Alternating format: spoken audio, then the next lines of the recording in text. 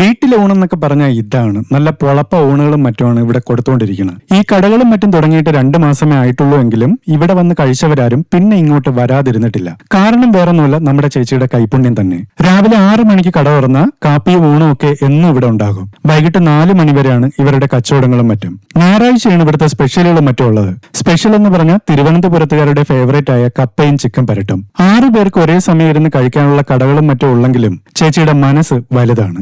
എന്തൊക്കെ പറഞ്ഞാലും കുറ്റം പറയാൻ പറ്റാത്ത പൊളപ്പ ഊണുകളും മറ്റുമാണ് ഇവിടെ കൊടുത്തുകൊണ്ടിരിക്കുന്നത്. ചേച്ചിക്ക് ഈ കൈപ്പുണ്യം എവിടെ നിന്ന് കിട്ടിയെന്ന് ചോദിച്ചപ്പം ചേച്ചിയുടെ അച്ഛനും സഹോദരങ്ങളും ഒക്കെ ഹോട്ടൽ മേഖലയിലാണ് ഉണ്ടായിരുന്നതെന്നും കുട്ടിക്കാലം തൊട്ട് ഈ ഒരു മേഖലയിൽ അനുഭവമല്ല, ജീവിച്ചു വന്ന പാരമ്പര്യം തന്നെ ഉള്ള ആളാണ് ചേച്ചി എന്നുമാണ് പറഞ്ഞത്. ചേച്ചിയുടെ കൂടെ ജോലിയിൽ കട്ടയ്ക്ക് കൂട്ടുകാരിയും സ്വന്തം ചേച്ചിയും ഒപ്പമുണ്ട്.